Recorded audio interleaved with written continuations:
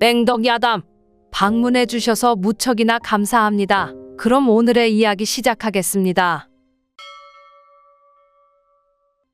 옛날 어느 마을에 피부도 뽀얗고 얼굴이 아름다워 절세미인으로 소문이 자자한 옥분이란 처녀가 살고 있었다.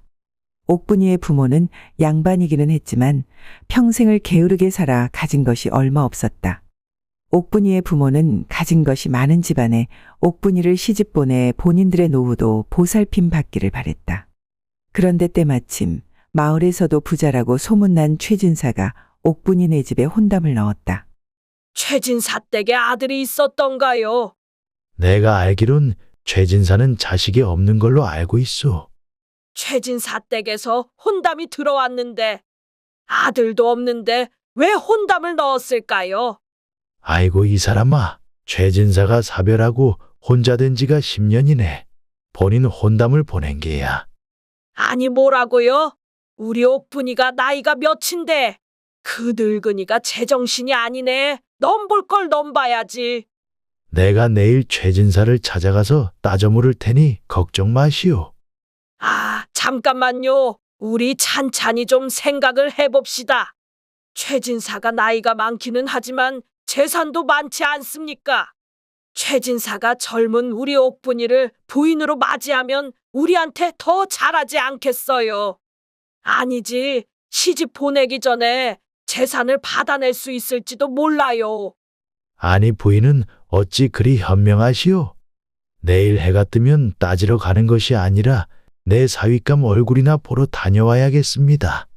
그렇게 옥분이의 부모는 옥분이를 나이 많은 최진사의 제처 자리로 보낼 계획을 세웠는데 아무것도 모르는 옥분이는 다른 꿈을 꾸고 있었다. 신령님, 저도 이제 시집갈 나이가 되었으니 부디 잘생기고 힘 좋은 신랑감을 보내주세요. 소녀는 다른 건 바라지도 않습니다. 그저 잘생기고 힘만 좋으면 되니 부디 소녀의 이 소박한 소원, 이거 하나만 들어주시어요.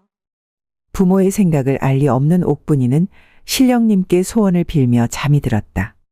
다음 날 옥분이 부모가 옥분이를 불러 말했다. 옥분아, 오늘 네 신랑감을 만나고 올 터이니 너도 이제는 행동거지를 신중히 하거라. 어디 사시는 도련님이에요? 소녀 누구인지 너무 궁금합니다. 너는 아무 걱정하지 말거라. 우리 무남동녀 옥분이 서방감인데 우리가 애먼 사람을 택할 리 없지 않느냐. 너는 아무 걱정 말고 행동거지나 조심하거라. 혼담이 성사되면 가능한 빨리 혼례를 치르게 될 것이니. 예, 아버님. 부디 잘생긴 낭군님을 구해주셔야 해요. 옥분이의 아비는 서둘러 최진사의 집으로 발걸음을 옮겼는데 옥분이는 자기 신랑이 될 사람이 어떤 사람인지 너무 궁금한 나머지 아비의 뒤를 몰래 따라갔다. 옥분이의 아비가 최진사의 집 문 앞에 다다르자 대문은 열려 있었고 마당에서 비질을 하던 하인이 옥분아비를 보고 나와 물었다. 어인 일로 오셨나요?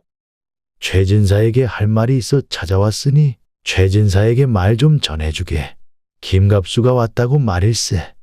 예, 알겠습니다요. 하인이 대문 안으로 사라진 지 얼마 되지 않아 최진사가 젊은 청년과 같이 나와 옥분아비를 반갑게 맞이했다. 아니, 이곳까지 어인 일이십니까? 오신다 연통을 주셨으면 사람을 보내드렸을 터인데요. 아닙니다. 궁금한 것도 있고 해서 직접 찾아온 것이니 개의치 마십시오. 어서 들어오십시오. 최진사의 옆에 있던 청년이 옥분아비에게 고개를 숙이며 인사를 했다. 안녕하십니까. 강산이라 하옵니다. 제 조카 녀석입니다. 제가 부탁할 것이 있어 잠시 저희 집에 머물고 있습니다. 여기서 이럴 게 아니라 안으로 드시지요. 참으로 잘생긴 청년입니다. 이리 건장한 조카를 두셨으니 최진사께서는 좋으시겠습니다. 세 사람이 서로에게 덕담을 나누며 대문 안으로 사라졌다. 나무 뒤에 숨어서 세 사람을 훔쳐보던 옥분이는 어느새 얼굴이 빨개져 있었다. 어머나, 저분이 내 서방님이 되실 분인가 봐. 어째 저리 키도 환칠하시고 얼굴도 잘생기셨을까?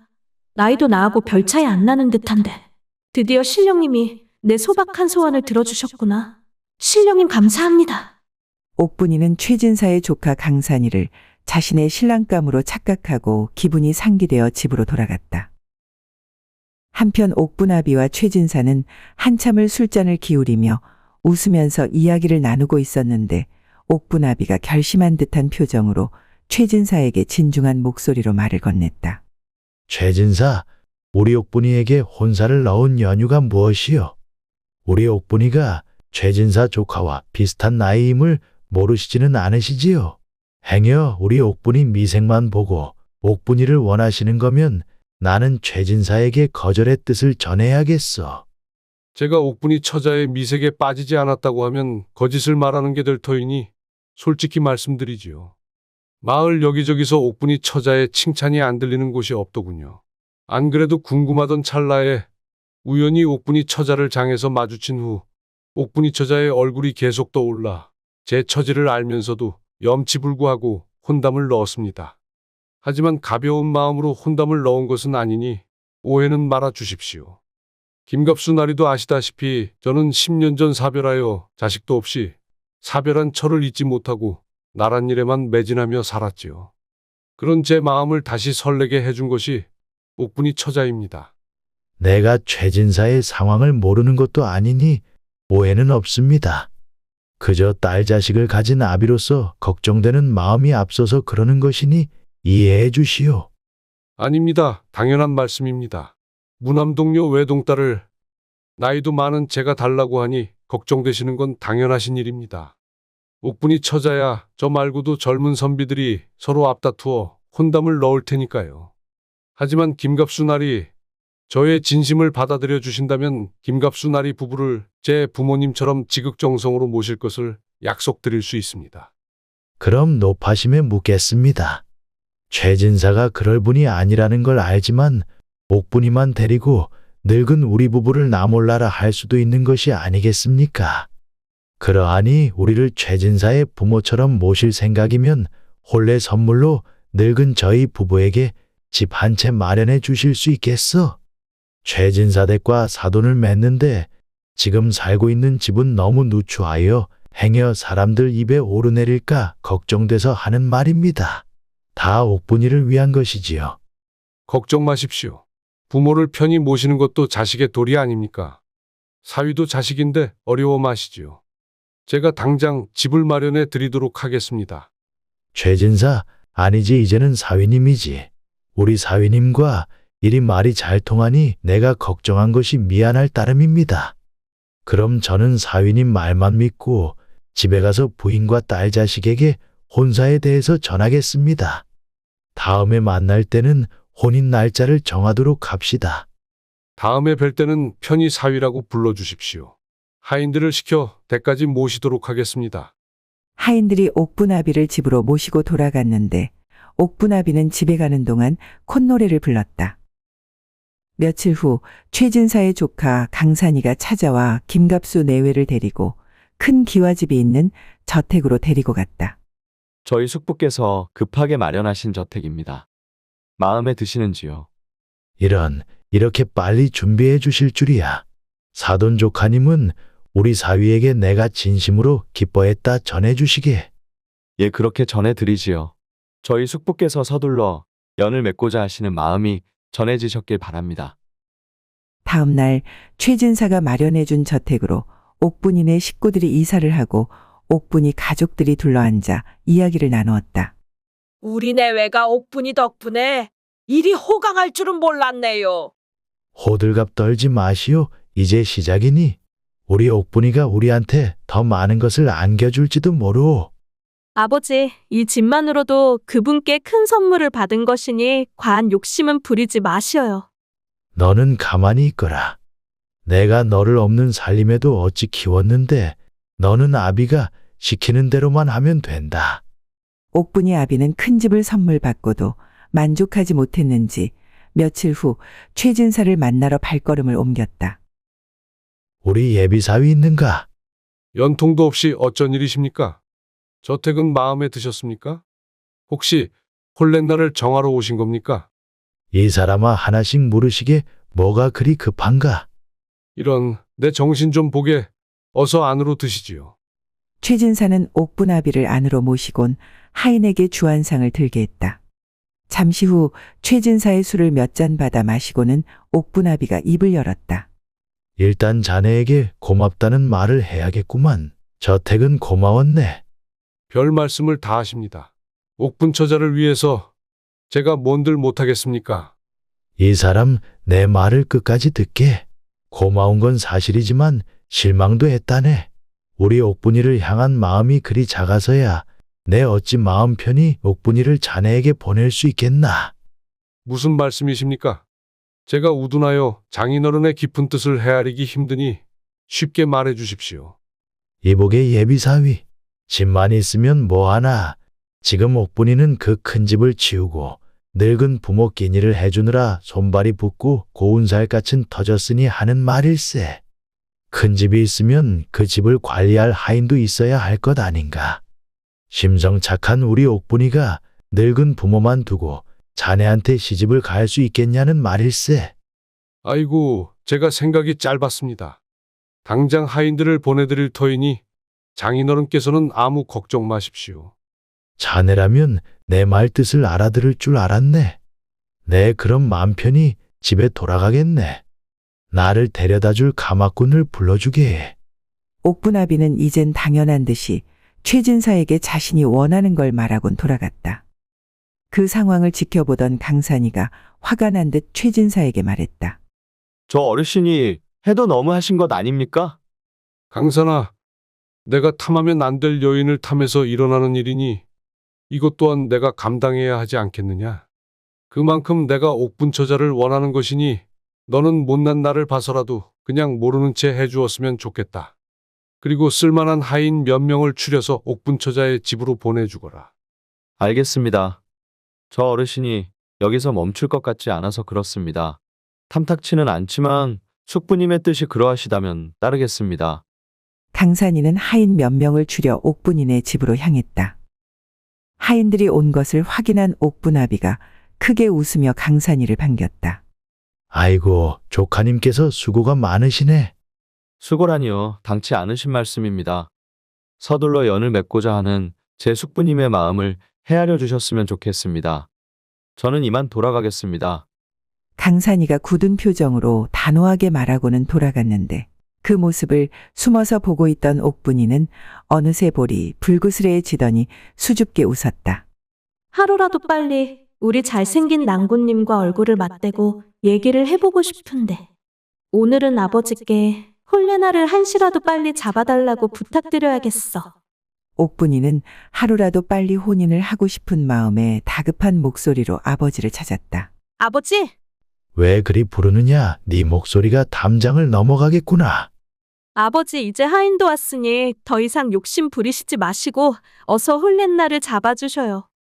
이러다가 낭군님 마음이 변하시면 어쩌려고 그러세요. 그럴 일은 없으니 너는 걱정 말아라. 이제 한 가지만 더 얻으면 끝나니 너는 몸단장이나 하며 기다리고 있거라. 너는 네 부모 품을 그리 빨리 떠나고 싶은 게냐? 그런 것은 아니에요. 하지만 아버지께서 더는 욕심을 내지 않으셨으면 해서요. 욕심을 내다니 나는 당연한 걸 받는 것이다. 언감생심 내 딸을 마음에 품었으니 이 정도로는 성에 차지 않지만 이 아비가 예부터 군자 같은 심성이기에 이 정도로 하는 것이다. 그러니 너는 그냥 기다리고 있거라.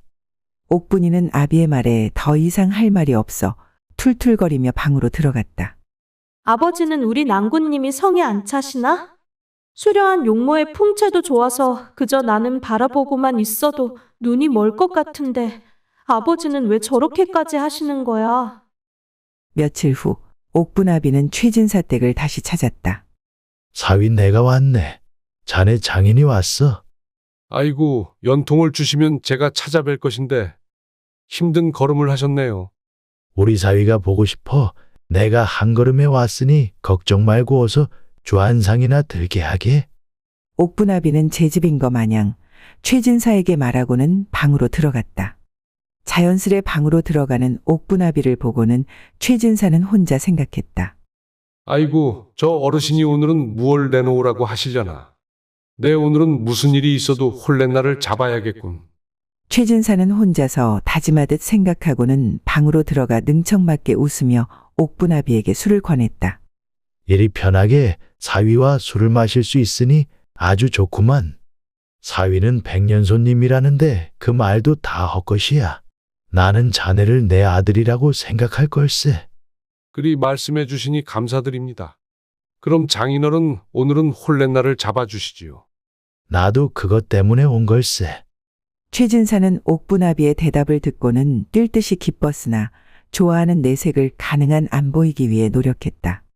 가능한 빠른 시일을 잡으시는 게 어떻습니까? 며칠 후 형님 내외가 강산이의 처와 함께 이곳에 오신다고 하니 그날에 맞춰서 혼례를 치르고 싶습니다.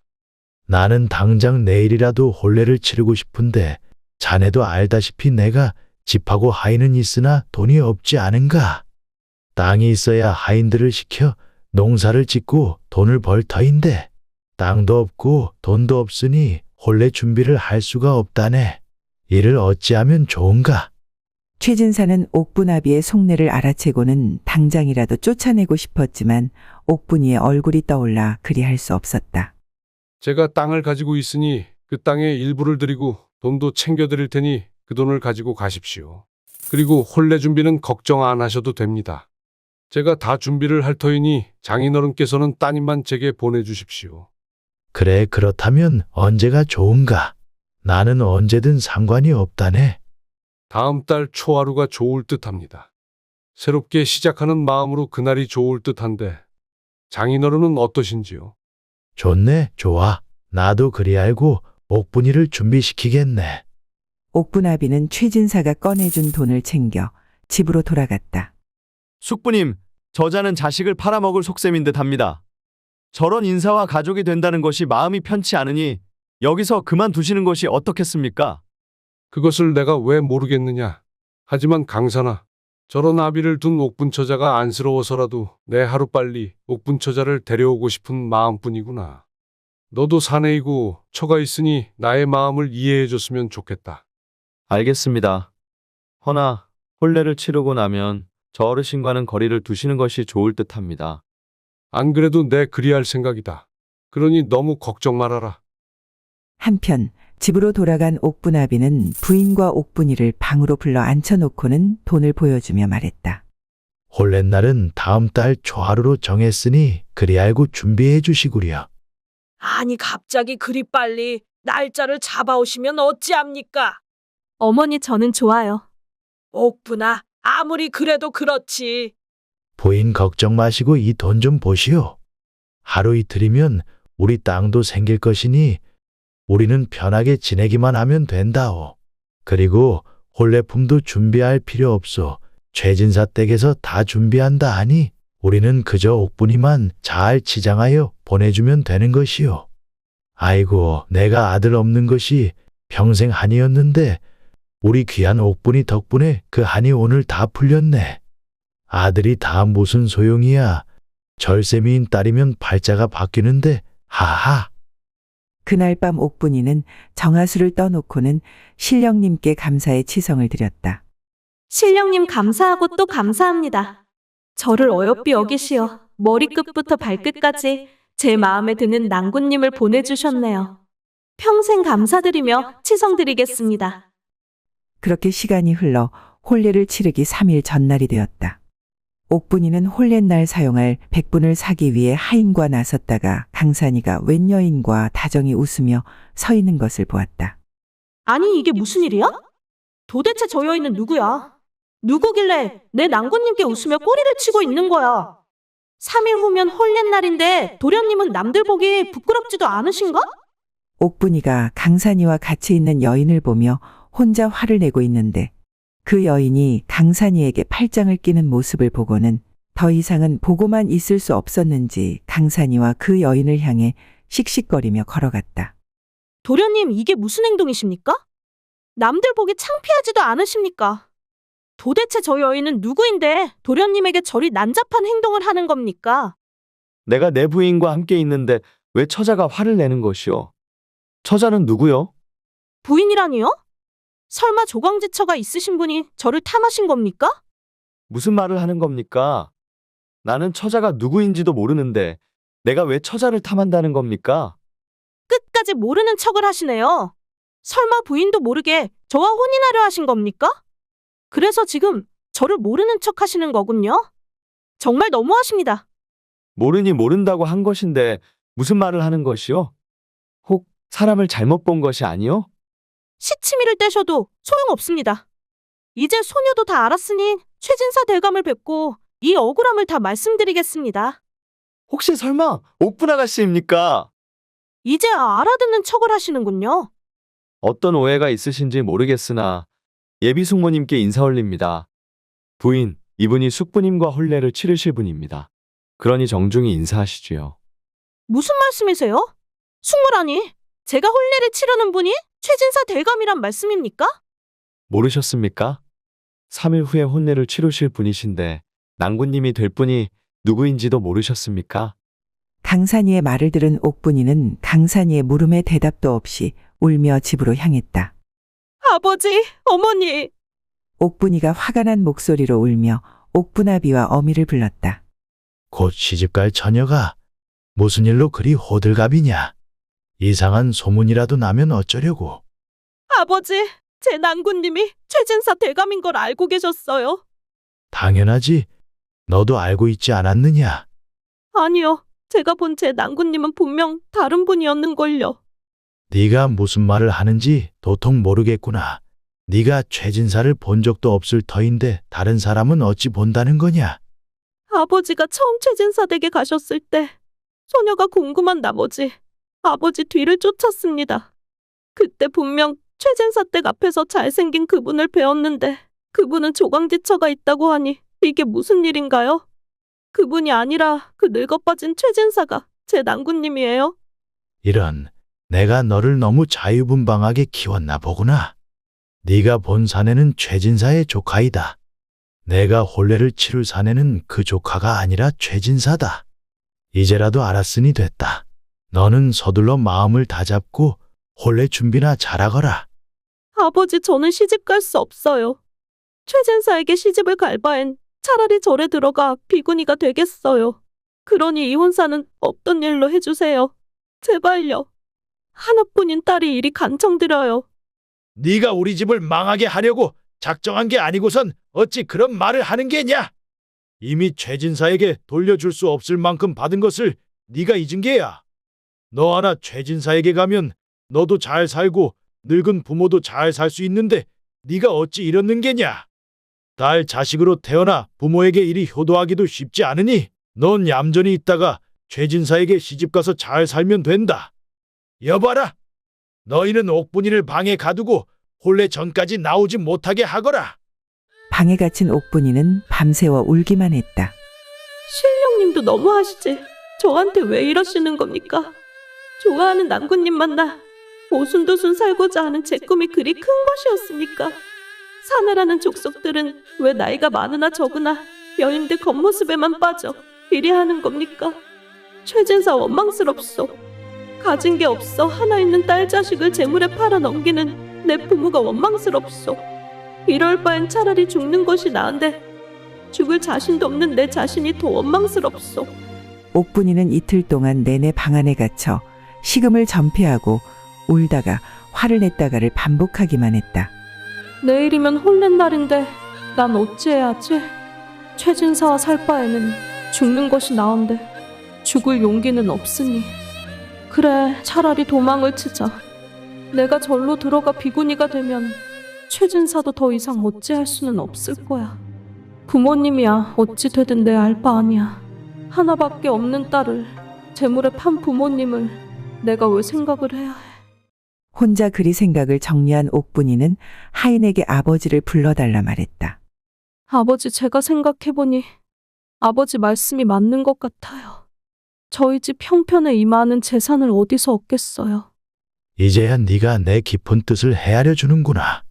잘 생각해보거라. 최진사가 살 날이 얼마나 남았겠냐? 최진사가 저 세상으로 가면 그 많은 재산은 다 네 것이 되는 거야. 내가 챙긴 것보다 너는 더 많은 재산을 얻을 수 있단다. 옥분이는 아비에게 시키는 대로 한다고 말하고선 옥분아비를 안심시켰다. 그날 밤 모두가 잠에 들자 옥분이는 몰래 집을 빠져나와 산속으로 향했고 옥분이의 부모는 아침이 되어서야 옥분이가 도망간 걸 알게 되었다. 홀린 날이 되었지만 나타나지 않는 옥분이 때문에 화가 난 최진사는 그대로 관하로 달려가 옥분이의 부모가 딸과의 혼인을 빌미로 자신에게 재산을 갈취하고 딸은 빼돌려 사기를 쳤다며 사또에게 고했다. 사또는 옥분이 부모가 가져간 최진사의 재산을 다시 최진사에게 돌려주고는 옥분이 부모가 사기를 친 것인지를 확인하기 위해 옥분이를 찾았는데 이미 비구니가 된 옥분이가 이 말을 전했다고 한다. 저는 사람으로 태어났으나 부모가 사람으로 대해주지 않고 재물로 취급했으니 어찌 사람이라 할 수 있겠습니까? 재물은 있다가도 없어지고 없다가도 생기는 것이니 저라는 재물은 부처님께 공양하셨다 생각해달라고 전해주십시오. 옥분이의 말을 전해들은 사또는 옥분이 부모의 죄를 물어 관노비로 만들어 눈 감을 때까지 일을 하게 만들었다고 한다. 옛날 어느 마을에 곱단이와 강산이라는 처녀 총각이 살고 있었다. 곱단이와 강산이는 어려서부터 서로밖에 몰랐고 성인이 되자 당연한 듯이 둘은 부부의 연을 맺게 되었다. 곱단이와 강산이는 마을에서 금실이 좋은 부부라고 소문이 났을 정도로 금실이 좋았고 비록 형편은 넉넉하지 못했지만 하루하루 행복하게 살고 있었다. 그런데 어느 날 하늘이 둘 사이를 시기라도 하였는지 강산이에게 그만 불행이 닥치고 말았다. 강산이가 깊은 산에서 나무를 하고 내려오는데 산속 오솔길에서 그만 호랑이를 만나게 된 것이었다.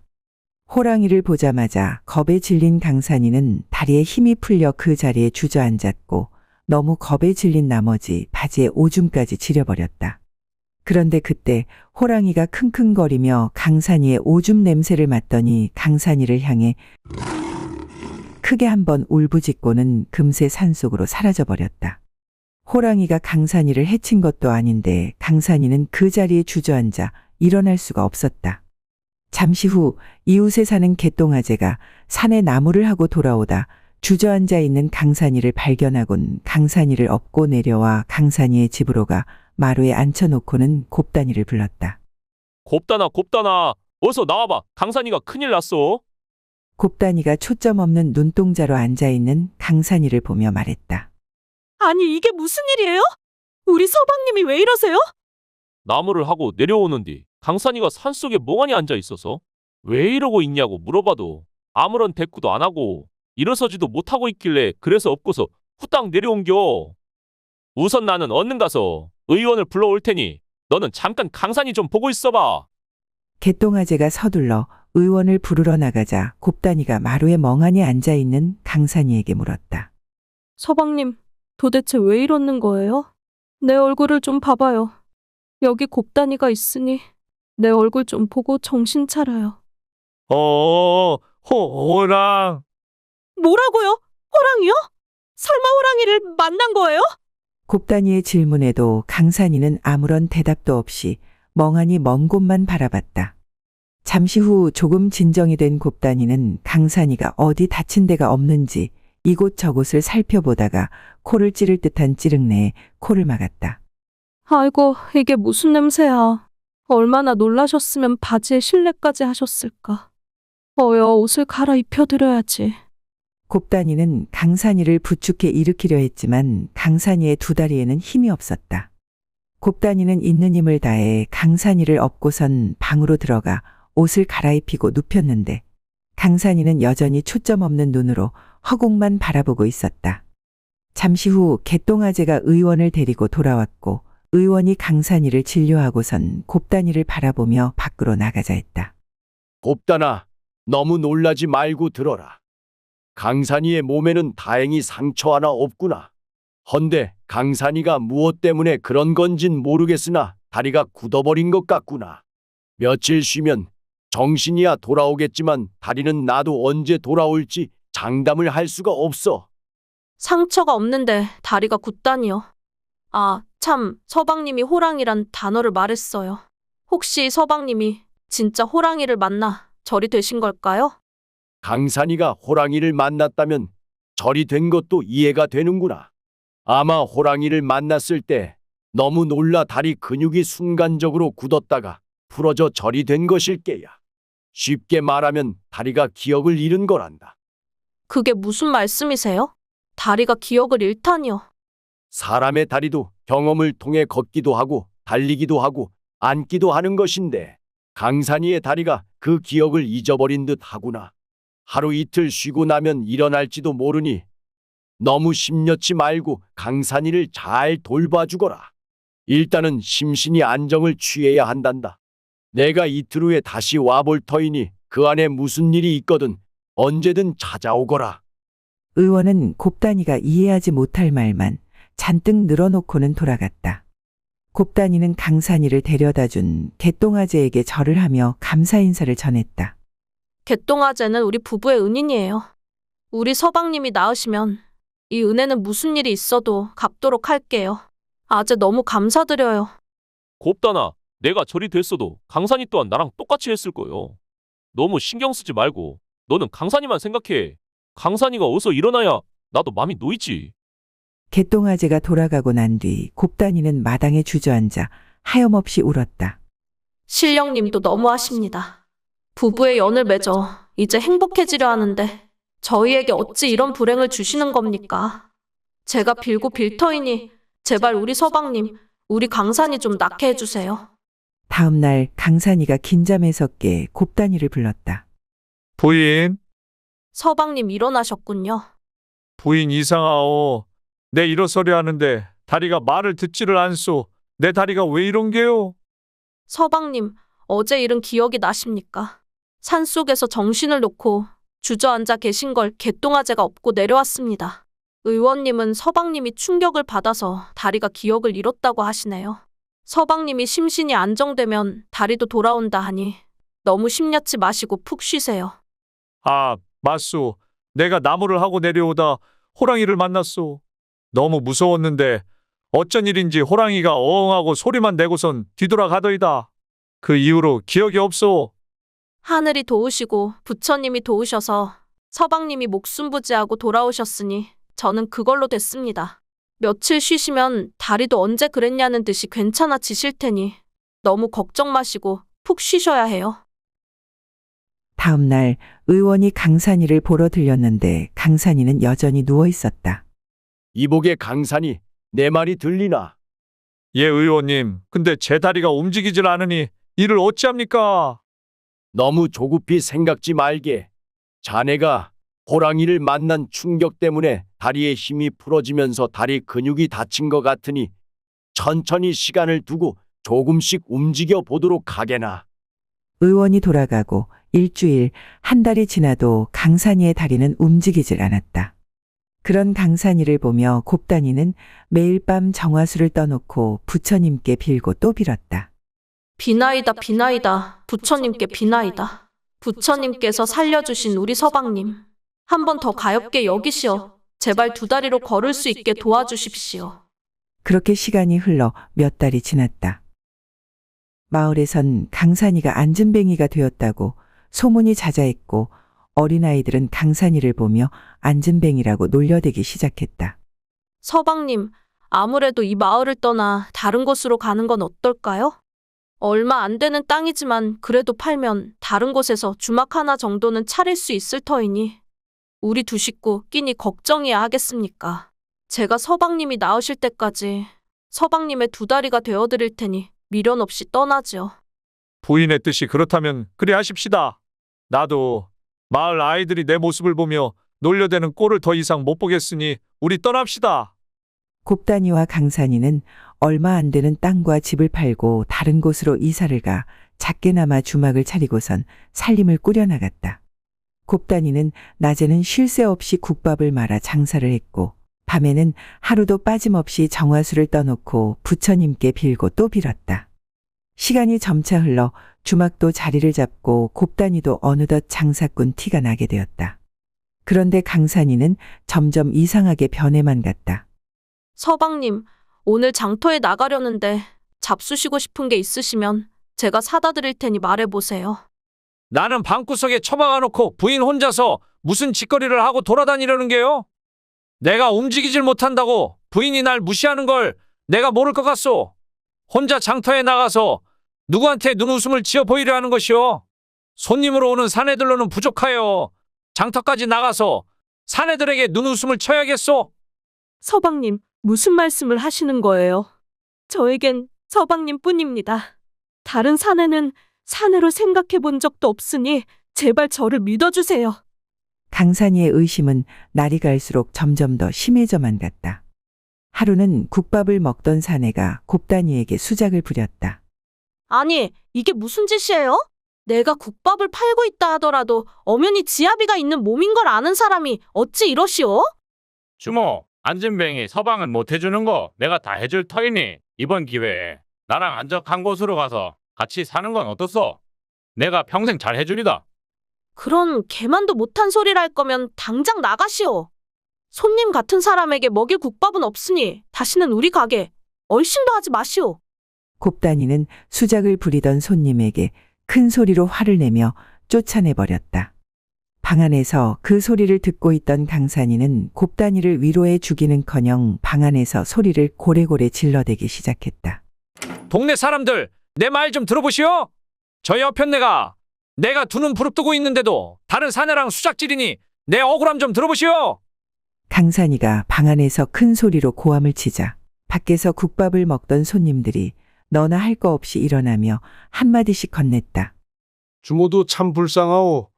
저런 사내도 지압이라고 이리 섬기고 사니. 그러게 말이오. 내가 다 안타깝네. 나 같으면 진작에 도망갔지. 그렇고 말고. 사람들이 곱단이를 바라보며 너도 나도 불쌍하다고 수군댔고 사람들이 수군대면 수군댈수록 강산이의 행패는 더 심해져만 갔다. 그러던 어느 날 강산이가 방 안에서 곱단이를 불렀다. 부인, 아니 곱단아. 서방님, 뭐 필요한 거라도 있어요? 나를 업고 마당 좀 돌거라. 아내만 있으니 내가 갑갑해 못 살겠다. 곱단이는 강산이를 업고 마당을 한참 돌다 말했다. 서방님, 이제 내리면 어떨까요? 내가 힘이 없어 서방님을 놓칠까봐 겁이 납니다. 아니 싫다. 한 바퀴만 더 돌자꾸나. 곱단이는 부들부들 떨리는 다리에 힘을 잔뜩 주고는 간신히 한 바퀴를 더 돌고 강산이를 내려주었다. 내일도 모레도 아침 저녁으로 나를 업고 돌아줘라. 내 다리에 운동이 되는 듯하니. 강산이의 이유모를 행패는 날이 갈수록 더 심해졌고 심지어 곱단이를 하인 부리듯이 부려먹고는 하대까지 했다. 그날 밤 곱단이가 밤에 정화수를 떠놓고 빌다 울며 말을 했다. 부처님이 계신 것은 맞으시오. 신령님이 계신 것은 맞으시오. 내 어찌 살라고 저 사람을 더욱더 나쁜 병에만 들게 하시는 겁니까? 내 정성이 부족하여 그런 겁니까? 아니면 나도 모르게 내가 죽을 죄를 지어 그런 것이요. 부처님, 신령님이 계시면 내게 말 좀 해주시오. 내가 죽어야 끝나는 일이면 이내 한 목숨 티끌만큼도 아깝지 않으니 그리하겠습니다. 하지만 내가 없으면 일어서지도 못하는 우리 서방님, 우리 강산이는 어째요? 우리 불쌍한 서방님은 어째하란 말입니까? 지극정성을 다해 보살폈는데도 차도는 보이지 않고 오히려 날이 갈수록 강산이의 행패만 더 심해지자 곱단이는 답답한 마음에 부처님과 신령님에게 화풀이를 했다. 그래, 이리 살면 서방님도 나도 어차피 제명까지 살기는 쉽지 않을 게야. 차라리 내 그 호랑이를 만나 우리 부부 목숨 걷어가라고 하고 귀신이 되어서 그 호랑이에게 복수라도 해야겠다. 다음 날 곱단이는 가게 문도 열지 않고 강산이에게 아침상을 진수성찬으로 차려주곤 말했다. 서방님, 그동안 갑갑하셨지요. 오늘은 우리 산으로 꽃놀이라도 갑시다. 아니 해가 서쪽에서 뜬 것이요. 곱단이 아니지 부인이 웬일이요? 아무리 돈도 좋지만 우리도 하루는 쉬어야 하지 않겠습니까? 내 그동안 돈 버는 거에만 신경 쓰고 서방님 혼자 방 안에만 두었으니 미안해 그렇지요. 강산이는 곱단이의 말을 듣고 화색이 돋았다. 아침밥을 다 먹은 뒤 곱단이가 강산이를 업고 서둘러 산으로 향했다. 한참을 걸어 산중턱까지 올라와 강산이를 내려놓고는 곱단이가 울기 시작했다. 서방님, 어릴 적부터 동무로 시작하여 부부가 될 때까지 우리 한 번도 떨어져 본 적 없으니 죽는 날도 같이 합시다. 서방님은 걷지 못해 못 살겠고 나는 서방님이 자꾸 나쁜 병에 걸려 못 살겠으니 우리 서방님을 이리 만든 호랑이를 찾아 우리 목숨 거두어 가라고 합시다. 그러면 내 귀신이 되어 그 호랑이를 가만두지 않을 테니 우리 연은 다음 생에 이어갑시다. 그리 말하고는 고래고래 소리치기 시작했다. 호랑이야, 네가 무섭지 않으니 어서 나타나 보거라. 호랑이면 영물이거늘 어찌하여 우리 서방님을 걷지도 못하는 안진뱅이로 만든 것인지 내가 따져 물어야겠다. 어서 나오거라. 곱단이는 같은 말을 계속 반복하며 소리 지르고 또 소리를 질렀다. 강산이는 아무런 말 없이 그런 곱단이를 바라만 보고 있었는데 곱단이가 지치지도 않는지 계속해서 소리치고 또 소리치니 어디선가 호랑이가 나타나 곱단이를 보고 머리를 절레절레 흔들었다. 곱단이는 호랑이가 눈앞에 나타났는데도 꿈쩍하지 않고 계속해서 호랑이한테 소리쳤다. 그래, 잘 만났다. 어디 우리 목숨도 가져가 보거라. 내 귀신이 되어서 너를 따라다닐 테니. 호랑이는 시끄럽다는 듯이 어흥 한번 크게 하더니 앉아있는 강산이를 물어 등에 태우고는 달리기 시작했다. 강산이는 호랑이 등에 타서는 두 눈을 질끈 감고 떨어지지 않으려 온몸에 힘을 주고 호랑이를 붙잡았다. 한참 후에 호랑이가 곱단이 앞에 다시 나타나더니 등에 업은 강산이를 곱단이 앞에 떨궜다. 바닥에 앉아있는 강산이를 향해 호랑이가 크게 어흥하자 놀란 강산이가 벌떡 일어나서 곱단이를 업고는 뒤도 돌아보지 않고 달리기 시작했다. 얼마나 달렸을까? 호랑이가 보이지 않자 강산이가 헐떡이며 곱단이를 내려놓고는 말했다. 아니, 무슨 여인이 겁도 없이 호랑이한테 따지는 거요? 정말 호랑이가 잡아먹으면 어쩌려고 그런 게요? 서방님, 진정 저를 업고 달리신 게 우리 서방님이 맞지요? 강산이는 그제서야 자신이 일어나서 곱단이를 업고 달린 것을 깨닫고는 곱단이를 부둥켜 안고 울었다. 부인이 나를 일으켰소. 내 다리를 부인이 고쳐주었구려. 아닙니다. 서방님이 스스로 하신 일이에요. 저는 아무것도 한 것이 없어요. 집으로 돌아온 강산이와 곱단이는 정성스레 음식을 준비해 호랑이를 만난 곳으로 찾아가 호랑이를 위한 상을 차려놓았다. 다시 걸을 수 있게 된 강산이는 그동안의 행실을 곱단이에게 사과하고는 원래 살던 마을로 돌아가 평생을 금실 좋게 행복하게 살았다고 한다. 옛날 어느 마을에 곱단이라는 처녀가 살았다. 곱단이는 선녀가 하늘에서 내려왔다며 마을 사람들이 칭찬을 할 정도로 이름처럼 얼굴도 곱고 마음씨도 무척 고왔다. 어느 날 곱단이가 하인과 함께 길을 지나다가 동네 아이들이 한 아이에게 작은 돌멩이를 던지며 괴롭히는 것을 보게 되었다. 거지래요. 벙어리래요. 거지벙어리래요. 하하. 거지래요. 벙어리래요. 거지벙어리래요. 하. 너한테 똥내가 나니 저리 썩 꺼져버려. 우리 눈에 띄지 말라고 몇 번을 말해야 알아듣는 거야. 벙어리라 말도 못하고 듣지도 못하는 건가? 괴롭힘을 당하던 벙어리 아이는 잔뜩 움츠린 채로 떨고 있었다. 곱단이가 그 모습을 보고는 화가 난 목소리로 말했다. 이 녀석들 지금 뭐 하는 거야? 동물을 괴롭히는 나쁜 짓을 하다니 너희들도 혼쭐이 나야겠구나. 삼돌아, 저 녀석들을 혼내주거라. 예 아씨, 니놈들도 맞아봐야 아픈 줄 알지. 이리 오거라. 내가 다 이 몽둥이로 다 때려줄 테니. 삼돌이의 호통에 아이들이 놀라 순식간에 흩어져 도망을 갔다. 곱단이는 움츠려 있는 아이에게 다가가 일으키며 말을 걸었다. 얘야, 괜찮니? 어디 다친 곳은 없는 거야? 곱단이의 질문에도 아이는 아무런 말 없이 고개를 숙이고 있을 뿐이었다. 아니 이놈 봐라.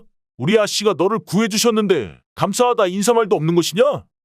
삼돌이는 아무런 대답도 없는 아이에게 화를 냈다. 아이들이 벙어리라고 놀리던데 너 정말 말을 못하는 거니? 내 말을 알아들었으면 고개를 끄덕여 볼래? 말이 없는 아이가 그제야 곱단이의 얼굴을 보며 고개를 끄덕였다. 이런 가여워라. 말도 못하는 처지에 국어를 해서 끼니를 때우니 동네 아이들에게 괴롭힘을 당하는 거구나. 아이야, 내 이름이 뭐니? 아, 참, 말을 못한다고 했지. 아씨, 구해주신 것만으로도 저 아이에겐 큰 은혜를 베푼 것이니 그만 집으로 돌아가시지요. 삼돌이 내 이놈. 내 놈이 상전이냐? 내가 이 아이에게 말을 하고 있는데 내가 왜 나서는 게야? 너도 이 아이를 괴롭히던 동네 아이들과 다를 바 없구나. 아씨, 쇳내가 잘못했습니다요. 저도 이 녀석이 불쌍하다 생각은 했구만요. 아이야, 내가 먹을 것을 좀 줄 터이니 따라오려무나. 삼돌아, 너는 이 아이를 잘 데리고 오거라. 집에 도착하면 내가 나올 때까지 너는 뒷문에서 그 아이와 기다리고 있거라. 잠시 후 집 앞에 도착한 곱단이는 대문으로 들어가며 아이에게 말했다. 아이야, 내가 금방 다시 나올 테니 삼돌이를 따라 뒷문으로 가 있으렴. 삼돌이는 곱단이의 명대로 벙어리 아이를 데리고 뒷문으로 가서 기다렸다. 잠시 후 곱단이가 뒷문으로 나와 먹을 것이 들어있는 소쿠리를 아이에게 건네며 말했다. 이 아이의 이름을 내가 알 수 있으면 좋으련만 아이가 말을 할 수 없으니 어쩌면 좋지. 아, 그래. 이렇게 하면 되겠다. 너는 조용한 아이니 내가 너를 용이라고 불러도 되겠니? 용은 떠들지 않고 가만히 있다는 뜻이란다. 내가 너를 그리 불러도 된다면 고개를 끄덕여 주겠니? 벙어리 아이는 수줍은 미소를 띄우며 고개를 끄덕였다. 용아, 너 지금 웃은 거지? 내가 지은 네 별명이 싫지는 않은 거구나? 용아. 그렇게 벙어리 아이는 용이가 되었는데 먹을 것을 받은 용이보다 곱단이가 더 크게 웃으며 좋아했다. 그 모습을 지켜보고 있던 하인 삼돌이가 걱정스러운 듯한 말투로 곱단이에게 말을 했다. 아씨, 거지 아이를 그리 챙기시다가 나으리께서 아시면 어찌하시려고 그러세요. 흉년으로 온 마을에 기근이 들어서 거지 아이들이 한둘이 아닌데 아씨께서 음식을 줬다는 소문이라도 났다가는 그 아이들이 다 아씨를 찾아올지도 몰라요. 그럼 나으리께서 크게 노여워하실 거예요. 삼돌아, 이 아이를 내가 왜 용이라 부르는지 말하지 않았느냐. 이 아이는 조용한 아이라 용이라 별명을 지은 것이다. 가엾게도 소문을 낼래야 낼 수 없는 아이이지 않느냐. 곱단이는 용이를 바라보며 슬픈 눈으로 말했다. 용아, 너는 매일 밤 해가 저 산 너머로 숨으면 잊지 말고 이곳으로 오려무나. 그래야 내가 너의 끼니를 챙겨줄 수 있으니 말이다. 길에 나가 구걸을 하지 않으면 그 아이들도 너를 괴롭히지 않을 거야. 그리고 삼돌아, 너는 용이가 돌아가는 길에 음식을 뺏기지 않게 용이가 거처하는 곳까지 데려다주고 오려무나. 용이는 음식 소쿠리를 잠시 내려놓고는 곱단이를 향해 몇 번이나 고개를 숙이며 인사를 했다. 용이는 아무 말도 하지는 않았지만 곱단이는 용이가 진심으로 감사해하고 있다는 걸 알 수 있었다. 곱단이에게 인사를 하고 삼돌이가 용이를 데려다 주며 말했다. 너는 네 생에 가장 큰 복을 받은 줄 알아라. 우리 아씨야말로 날개 옷 없는 선녀님이시지. 네가 어디서 선녀님을 만날 수 있겠소. 우리 아씨는 이 안양에서도 제일로 마음씨가 고우실게요. 한참을 삼돌이 혼자 주절주절 떠들며 걷다 갈림길에서 멈춰 삼돌이가 용이를 바라보며 말했다. 아이고, 말도 못하는 아이 붙들고 내가 지금 뭐하고 있는 거야. 아이가 말을 못하니 엄청 답답하네. 내 녀석의 집이 어느 쪽이냐 손가락으로 가르쳐 보거라. 삼돌이가 갈림길에서 집 방향을 손가락으로 가르쳐 보라고 하자 용이가 가리키라는 집 방향은 가리키지 않고 삼돌이의 앞에 서서 인사하듯 고개를 숙였다. 그런 용이를 보며 삼돌이는 잠시 생각하더니 입을 열었다.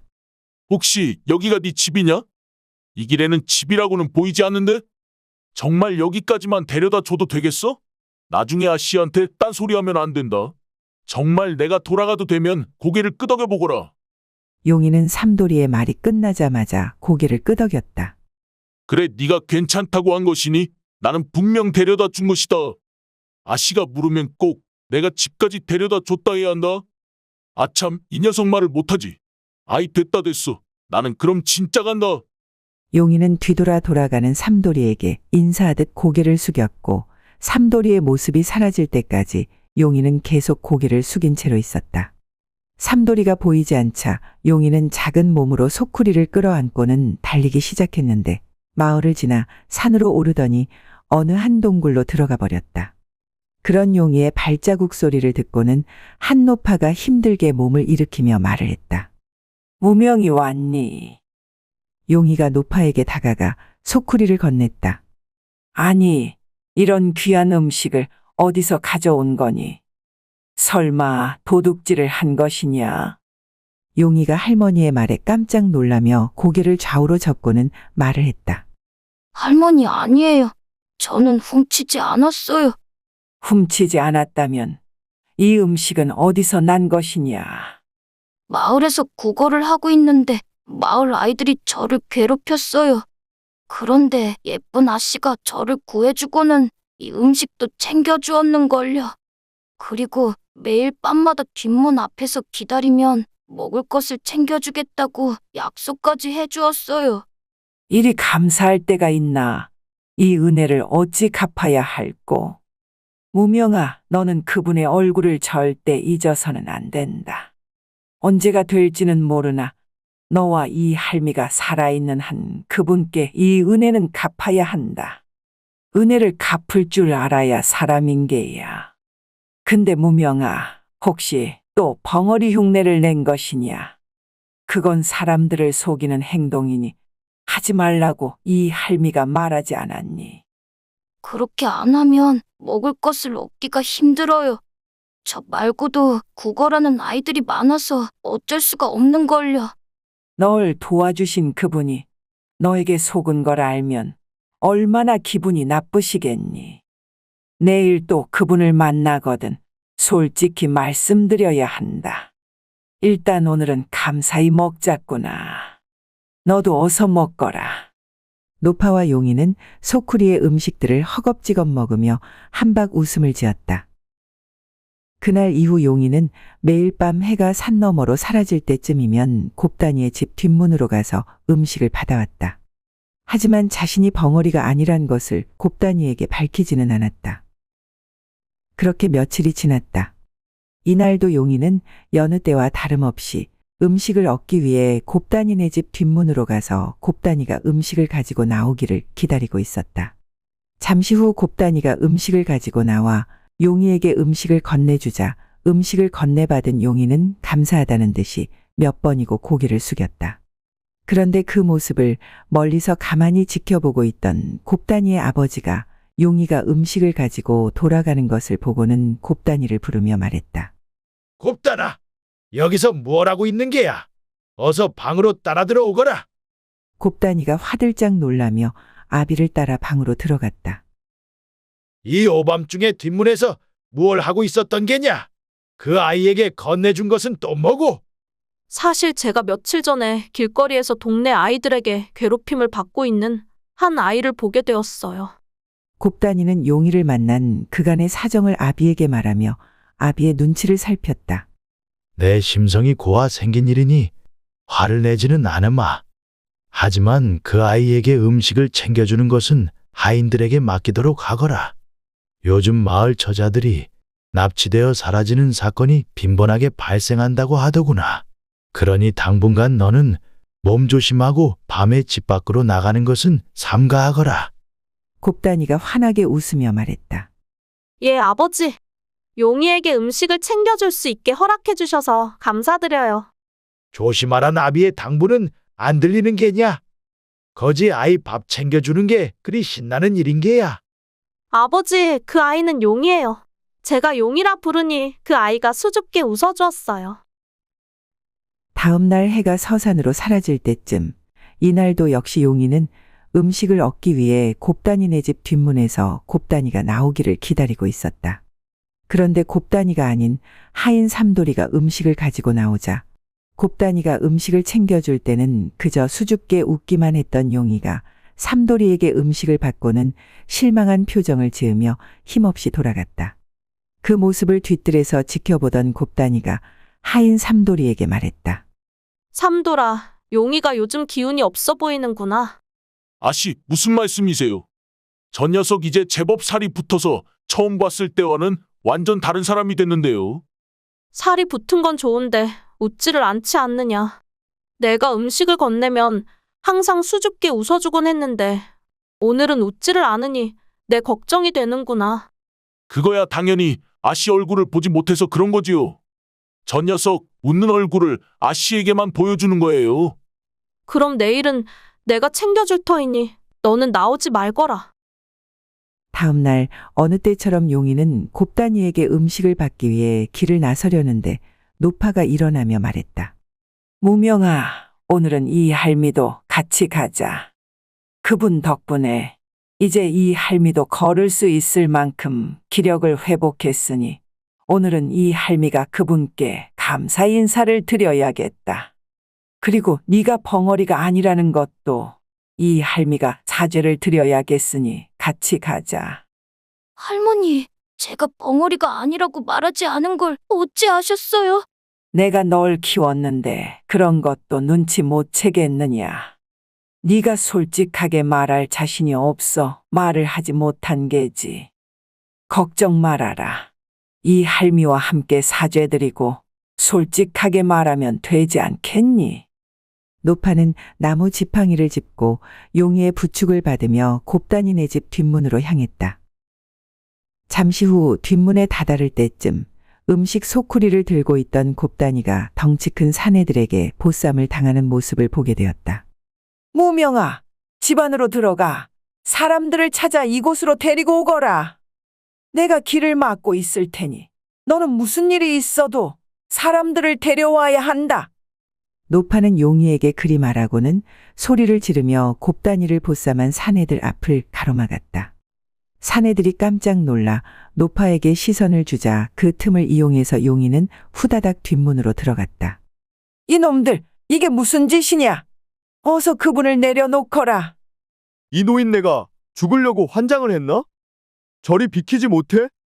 못 비킨다 이놈아. 그 보쌈 주머니나 내려놓고 썩 꺼지거라. 이 망할 노인네가 얼마 남지 않은 수명을 재촉하는구나. 사내들이 곱단이가 들어있는 보쌈 주머니를 내려놓고는 노파를 사정없이 때리기 시작했다. 노파가 사내들에게 맞으며 시간을 끌고 있을 때 뒷문으로 들어간 용이는 두리번거리며 사람을 찾기 시작했다. 한참 사람을 찾아서 여기저기를 뛰어다니는데 마당 한켠에 하인과 함께 있는 곱단이 아비가 보였다. 용이는 무작정 그쪽으로 뛰어가 곱단아비의 손을 끌어당겼는데 용이의 행동에 깜짝 놀란 곱단아비가 손을 뿌리치고는 용이를 밀쳐 넘어뜨리고서 말을 했다. 이놈, 내가 누군 줄 알고 그 더러운 손으로 나를 잡아당기는 것이냐? 아이고, 넌 벙어리 용이 아니냐? 삼돌이 네가 아는 놈이냐? 나으리, 이 아이가 아씨가 끼니를 챙겨주는 벙어리 아이입니다요. 그때 넘어져 있던 용이가 일어나 이번엔 삼돌이의 손을 잡아당겼다. 그런데 삼돌이가 용이를 뿌리치며 발길질을 하고는 말을 했다. 네가 미친 것이냐? 여기가 어디라고 들어와?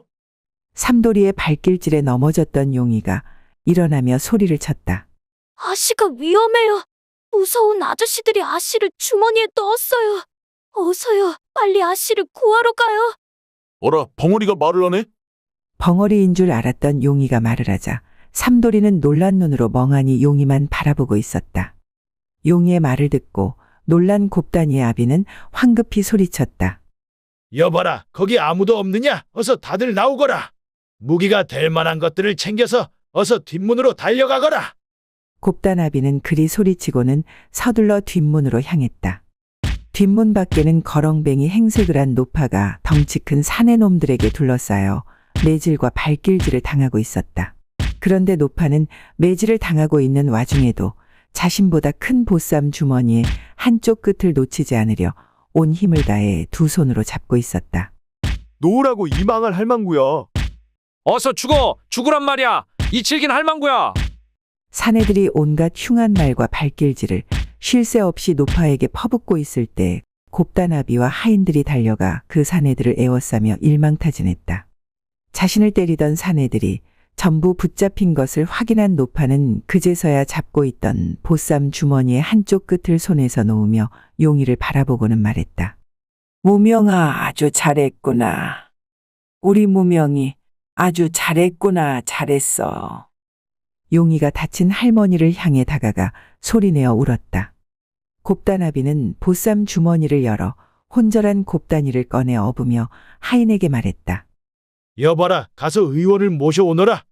삼돌이 너는 저 노파와 아이를 방으로 데려가거라. 잠시 후 의원이 당도에 곱다니와 노파를 살피고는 곱다나비에게 말했다. 나으리, 아씨는 잠시 혼절하신 것뿐이니 금세 정신을 차리실 수 있으실 겁니다. 하지만 저 노파는 이미 오래된 지병으로 몸이 쇠약해져 있는 상태에서 절이 다친 거라 다시 일어설 수 없을 듯 합니다. 곱다나비 옆에서 의원의 말을 듣고 있던 용이가 한없이 눈물을 흘리자 곱다나비가 용이를 안아주며 말했다. 그래, 울어라. 네 마음이 오죽하겠느냐? 그때 혼절에 있던 곱다니가 눈을 뜨며 몸을 일으키곤 무슨 일이냐고 묻는 듯 곱단아비를 바라봤다. 곱단아비는 곱다니가 혼절에 있던 중에 일어난 일을 곱다니에게 말해주었다.